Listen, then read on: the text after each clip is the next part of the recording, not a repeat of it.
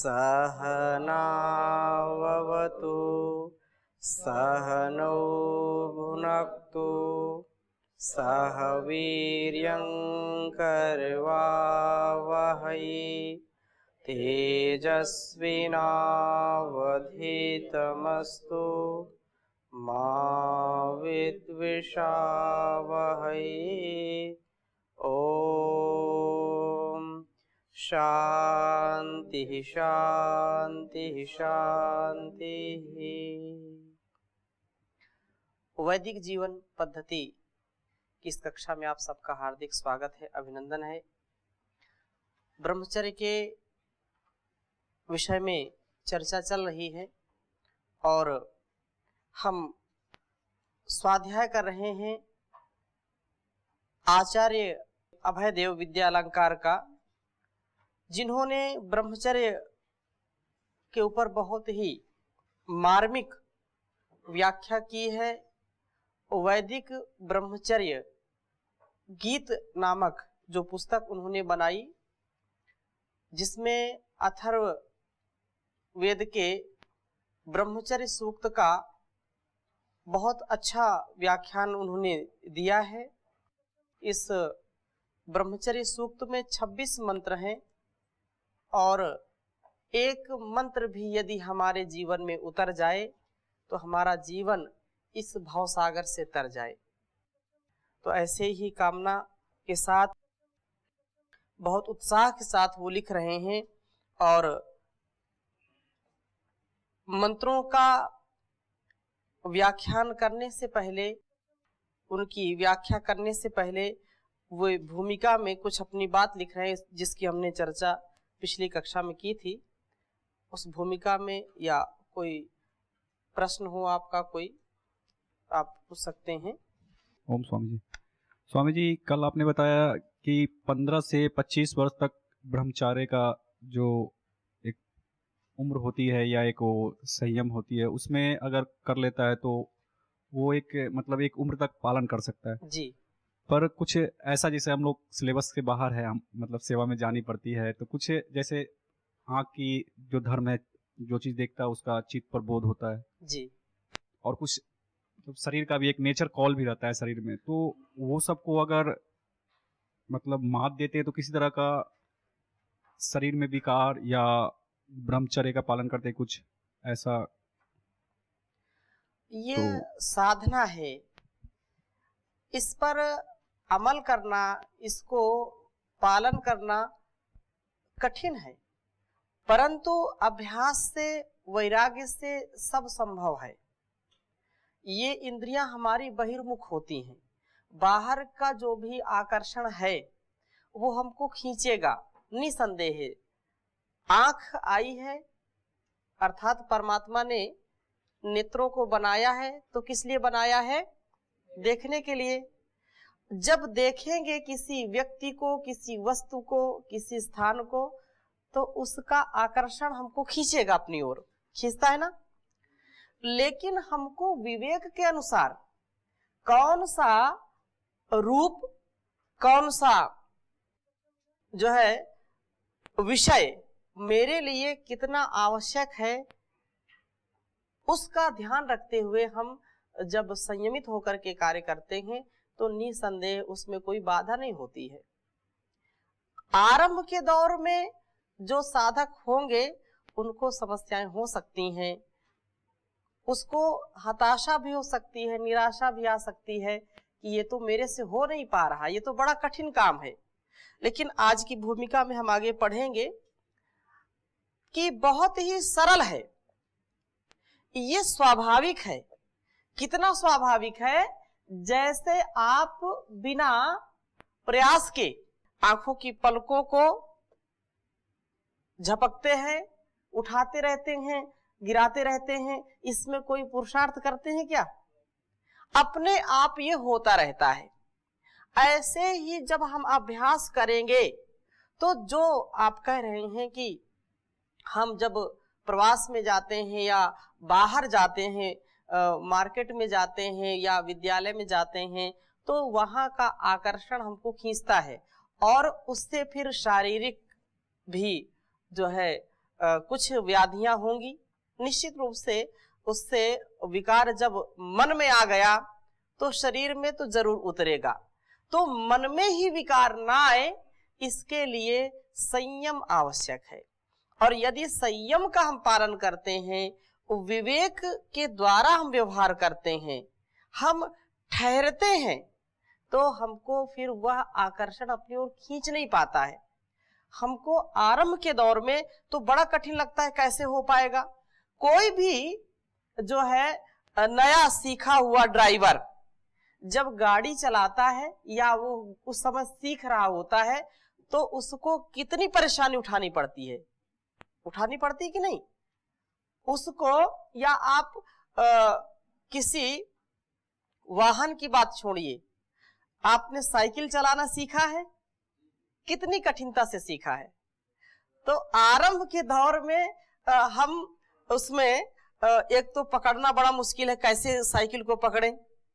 वो हम सीधा करते हो तो टेढ़ी हो जाती है, वो कभी गिर भी जाती है, ऐसा होता है ना। बड़े मुश्किल में कहीं ऊंचे स्थान पर जाके चढ़ गए, अब चढ़ गए तो पैडल नहीं मिल रही, पैडल मिल गई तो हैंडल नहीं ठीक हो रही है, अब हैंडल संभाल रहे हैं तो ब्रेक नहीं लग रही। ऐसा होता है।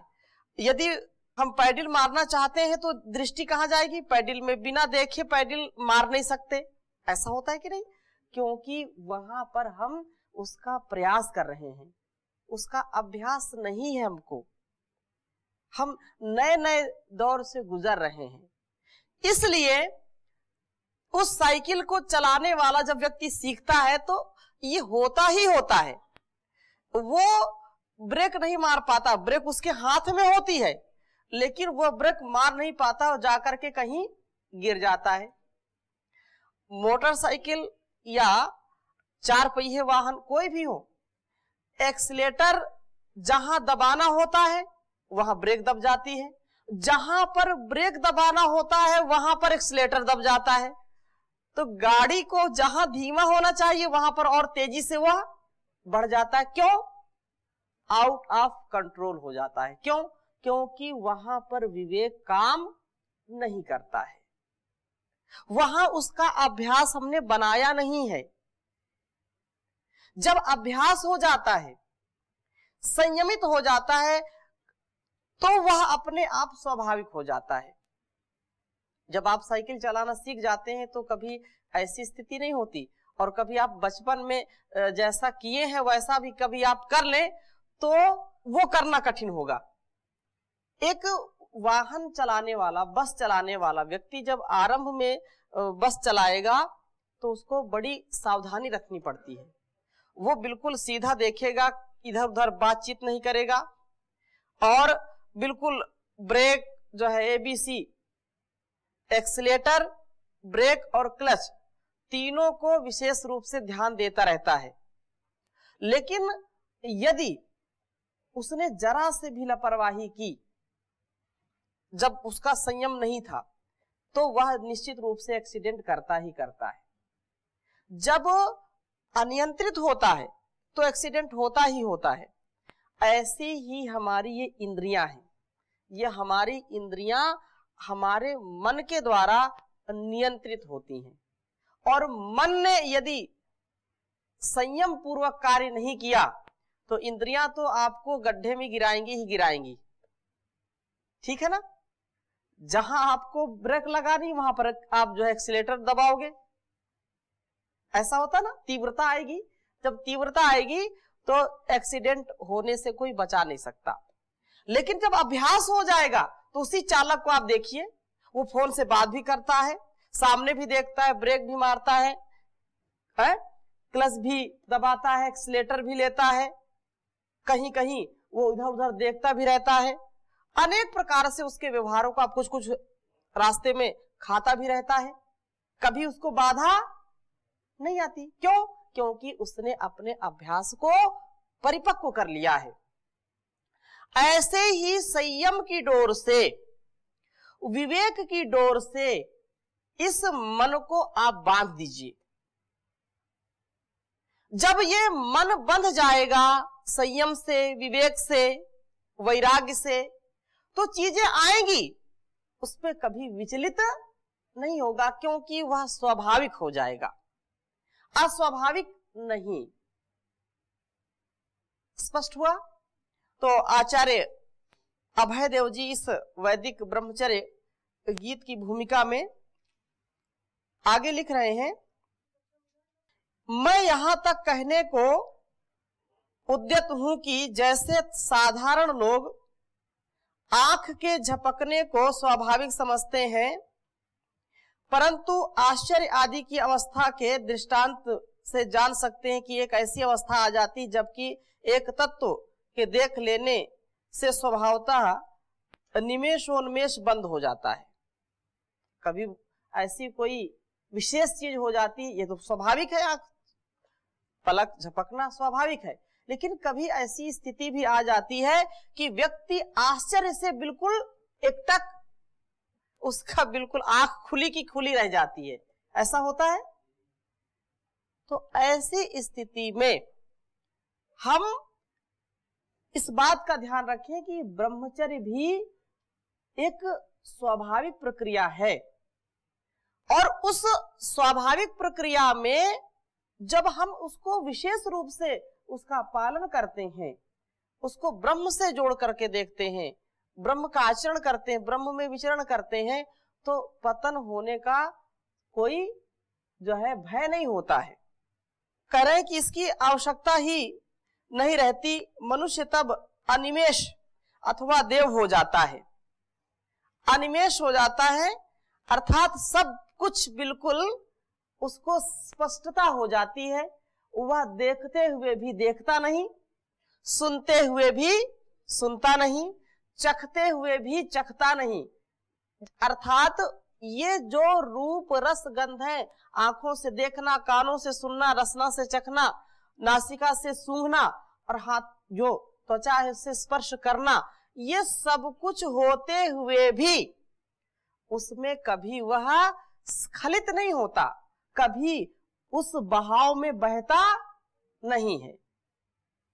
आचार्य शंकर लिखते हैं, योग रतो वा भोग रतो वा संग रतो वा संग विहीना यस्य ब्रह्मणि रमते चित्तं नंदति नंदति नंदत्येव भज गोविंदम भज गोविंदम गोविंदम भज मूढ़मते।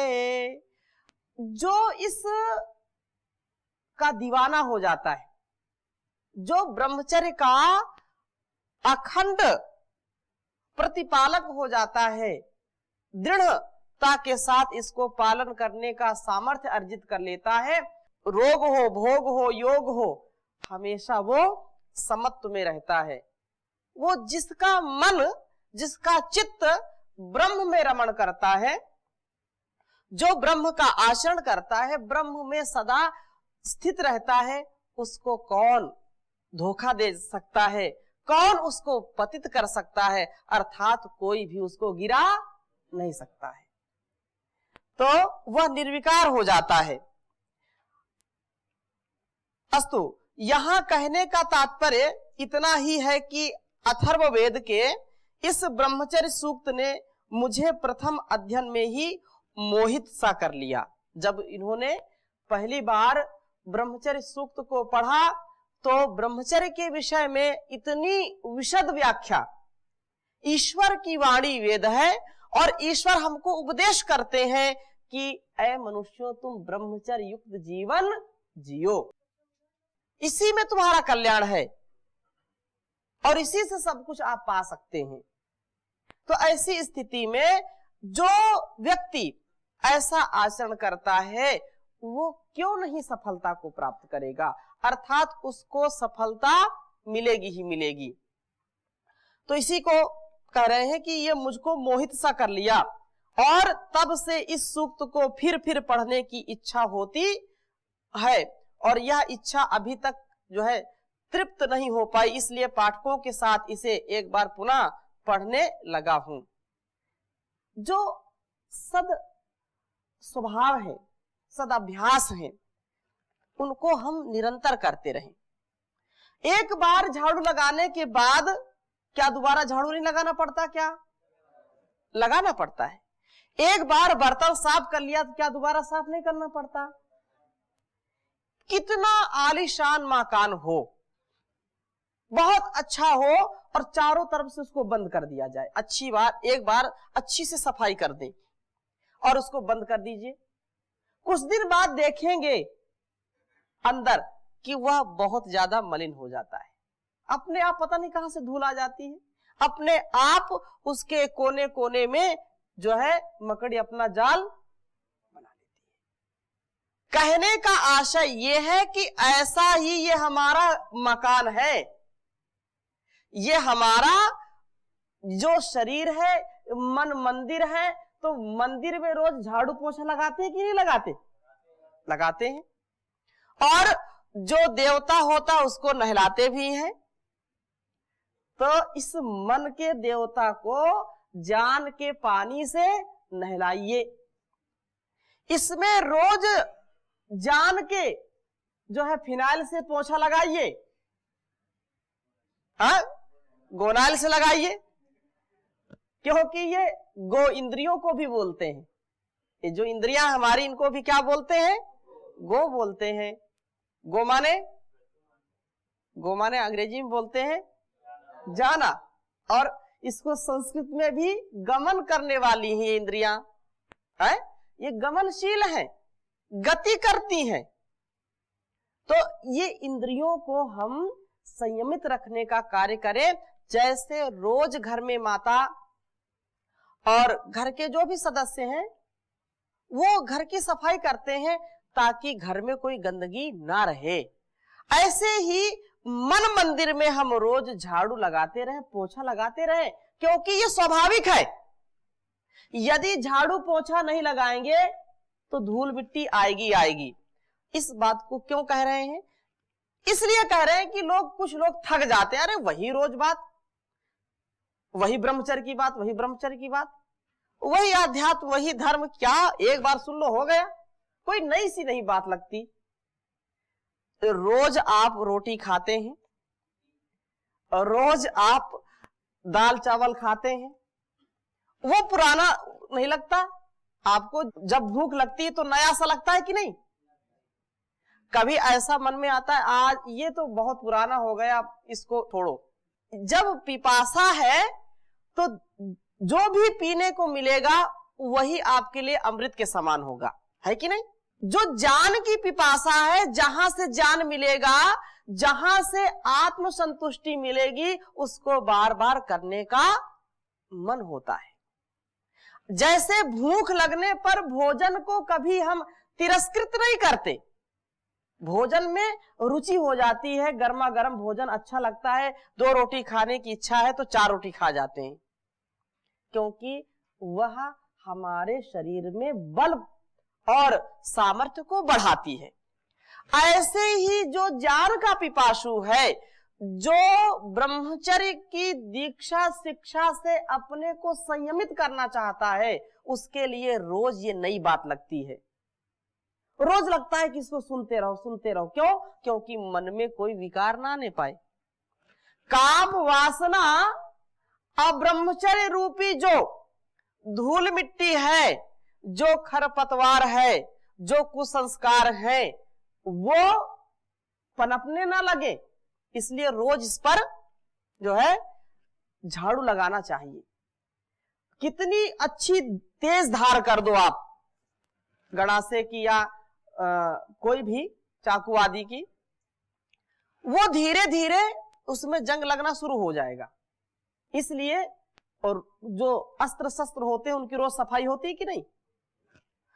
मिलिट्री में भी वो चाहे चलाए नहीं, लेकिन एक काम है कि अपने जो है, जो बंदूक है, जो रिवाल्वर है, या जो गन मशीन है, जो कुछ भी है, तो उसको वो रोज साफ सफाई उसकी करते हैं। ऐसे ही यदि मन से पवित्रता युक्त कार्य कराने हैं, इसको संयमित रखना है, तो रोज ब्रह्मचर्य के गीत गाना है, इसमें शर्माना नहीं। इसको रोज गाना है और इसको गा करके इसको जीना है। यही बात, ये बहुत ही दीवाने हैं, यही बात कह रहे हैं कि मैं इस ब्रह्मचर्य रूपी जो जान है इससे मैं तृप्त नहीं हो पाया। इतने बार पढ़ा, जाना, समझा, लेकिन अभी तक तृप्ति मिली नहीं। तो पाठक यह ना कहें कि इस सूक्त पर पहले ही कई उत्तम उत्तम व्याख्याएं वे पढ़ चुके हैं। यदि पढ़ चुके हैं तो क्या हुआ, एक यह भी सही, इसके पहले भी आपने खूब ब्रह्मचर्य की बात सुनी, समझी, तो एक ये भी सही, ऐसा कह रहे हैं। आज न जाने छापे खाने में काले किए जाने वाले कागजों में कितना भाग ब्रह्मचर्य घातक पतनकारी साहित्य से भरा होता है। दुख है इस बात का कि आज जो अश्लील साहित्य मार्केट में प्रचुर मात्रा में मिलता है, लोग उस पर आकर्षित होते हैं। युवा पीढ़ी उस साहित्य में रुचि लेती है। जब उस साहित्य में रुचि लेगी, जहां देखो वहीं गंदे भद्दे चित्र छपे मिलते हैं। यहां तक कि समाचार पत्रों को भी एक सद्विवेकी व्यक्ति यदि परिवार सहित पढ़ना चाहे तो पढ़ नहीं सकता। इतना पतन हो गया इस राष्ट्र का। जिस राष्ट्र में ये कहा था यत्र नार्यस्तु पूजन्ते रमन्ते तत्र देवता, वहीं पर स्त्री भोग की सामग्री बन के रह गई। मैं एक अलग पक्ष में कह रहा हूं, वे माताएं, वे बहनें जो अपने राष्ट्र धर्म को, अपने स्वधर्म को बहुत अच्छी प्रकार से जीती हैं, उनका भी अभिनंदन है। लेकिन आज की जो परेशानी है, जो पीड़ा है, उसको मैं प्रकट करना चाहता हूं। कोई भी आप सीरियल देखें, कोई भी कार्यक्रम देखें, बीच बीच में ऐसे जो है प्रचार आते हैं कि एक परिवार साथ में मिलकर के देख नहीं सकता, उससे कुसंस्कार आएंगे। तो यही बात कह रहे हैं कि साहित्य तो बहुत छपा है, लेकिन उस साहित्य में ब्रह्मचर्य की कितनी बात है, अपने जीवन को उन्नत बनाने की कितनी बात है, यह एक जो है प्रश्न चिन्ह लगा रहे हैं। इसलिए यह ब्रह्मचर्य, यह पुस्तक जो है ब्रह्मचर्य के विषय में है, और पुनः पुनः चर्चा करें तो इसमें हमारी उन्नति होगी, इसमें कोई बिगाड़ नहीं होगा।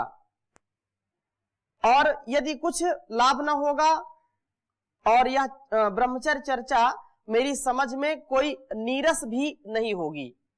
ब्रह्मचर्य की चर्चा जो ब्रह्मचर्य के दीवाने हैं उनके लिए तो नीरस नहीं हो सकती, लेकिन जो इसका रस ही नहीं पान किया कभी, उसके लिए तो हो सकता नीरस हो। लेकिन जिसने इस घुट्टी को गले के नीचे उतार लिया है, उसको तो ये बार बार ये दीवाना पीना चाहेगा। अर्थात ब्रह्मचर्य से ओतप्रोत होना चाहेगा, ब्रह्मचर्य का जो व्याख्यान है उसको वो पढ़ना चाहेगा, समझना चाहेगा।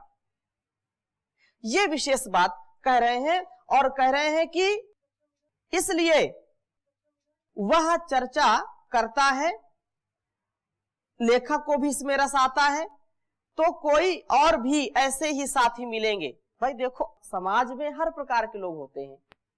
एक नशा करने वाले व्यक्ति को नशेड़ी मिलते हैं, मिलते कि नहीं मिलते? एक आध्यात्म में चलने वाले को आध्यात्मिक व्यक्ति मिलते हैं। वो कब मिलते हैं? वो तो मैंने पहले ही कहा कि जो अच्छे लोग होते हैं वे थोड़े होते हैं, क्रीम कम होती है, तो इसलिए अच्छे लोग कम मिलते हैं। जब खेत में आप जाते हैं तो खेत में फसल किसान बहुत अच्छी प्रकार से बोता है, लेकिन कभी कभी ऐसा होता है कि यदि उसकी देखभाल न की जाए तो खरपतवार ज्यादा होगा, फसल कम दिखाई पड़ेगी। ऐसे ही समाज की स्थिति है। फसल के रूप में जो अच्छे बीज, उन्नत किस्म के बीजों से जो फसल खड़ी होती है, ये बीच में जो खरपतवार होते हैं उसको दबाने का प्रयास करते हैं। तो खरपतवार को हम जो है निराई गुड़ाई से दूर करते रहते हैं। एक छोटा सा किसान, छोटी खेती हो तो भी उसको बहुत पुरुषार्थ करना पड़ता है, सदा उसके पीछे लगा रहता है, वो लगा रहता है कि नहीं। तो ब्रह्मचर्य का पालन, इन इंद्रियों का जो है दमन, ये बहुत आवश्यक है। इस पे सतत लगे रहना पड़ता है। उन युवक और युवतियों को जो इस जीवन को जीना चाहते हैं, उनको बहुत पुरुषार्थ पूर्वक ये बात जरूर अपनानी चाहिए कि हमारा ध्येय क्या है, लक्ष्य क्या है, और इस लक्ष्य को प्राप्त करने के लिए उनको विशेष पुरुषार्थ करके आगे बढ़ना पड़ेगा। तो कह रहे हैं कि मैं तो इसको स्वीकार किए लेता हूं कि मैं ब्रह्मचर्य के पीछे दीवाना हूं, मैं पागल हूं। लोग कुछ भी कहें, लोगों के चक्कर में नहीं रहना। कुछ तो लोग कहेंगे, लोगों का काम है कहना। सबसे बड़ा है रोग, क्या कहेंगे लोग। तो इस स्थिति को ये कह रहे, जो लोग कुछ समझे, मैं तो ब्रह्मचर्य का दीवाना हूं, ब्रह्मचर्य के पीछे मैं तो पागल हूं, और पर मैं इसलिए दीवाना हूं क्योंकि ब्रह्मचर्य का चमकता हुआ सूर्य मुझे अत्यंत प्यारा है और आकर्षक लगता है। मैं उससे अपने को बहुत दूर पाता हूं जब मैं उसके नजदीक पहुंच जाऊंगा। इसलिए मुझ द्वारा की गई इस ब्रह्मचर्य चर्चा में ही वे रस ले सकेंगे कि जो मुझ जैसे ब्रह्मचर्य जीवन के पिपासु हैं, अर्थात ब्रह्मचर्य जीवन चाहते हैं। जैसे आप पूरे जीवन को नैष्ठिक रूप में ब्रह्मचर्य युक्त बना रहे हैं और इस पावन संकल्प को जी रहे हैं। ये जीवन मिला है, इसको सौभाग्य से भरें, सुकर्मों से भरें, अपने जीवन को ब्रह्मचर्य से ओतप्रोत करें। इन्हीं शुभकामनाओं के साथ अभी यहीं पर विराम देते हैं और अगली कक्षा से हम आरंभ करेंगे वैदिक ब्रह्मचर्य सूक्तों का जो विशेष महत्व है उनका स्वाध्याय करेंगे। ओम शांति शांति शांति।